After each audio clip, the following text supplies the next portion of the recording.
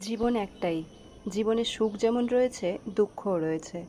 কিন্তু আমরা দুঃখটাকে মনে রাখার চেষ্টা করি না, সেটাকে ভুলে যাওয়ার চেষ্টা করি, আর সুখটাকে ধরে রাখার চেষ্টা করি।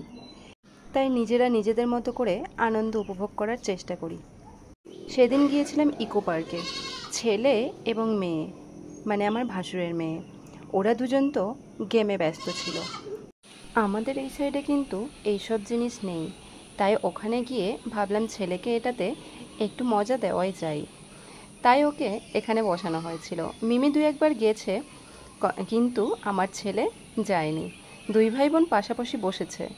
ছেলে ভয় পেলেও কিন্তু বেশ মজা পেয়েছিল। আর দেখতে পাচ্ছ কিভাবে গুলি ছুটছে।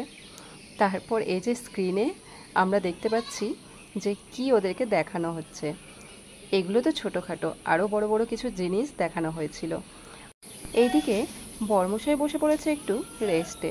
যাই হোক, বাচ্চাগুলো বারবার এসে ওকে বিরক্তও করছিল, তবে পরে আমরা সেটা সামলে নিয়েছিলাম। এদিকে বাইক রেসে দুটোতে ব্যস্ত হয়ে পড়েছে। যাই হোক, এই ছোট্ট ব্লগটা ভালো লাগলে পাশে থেকো।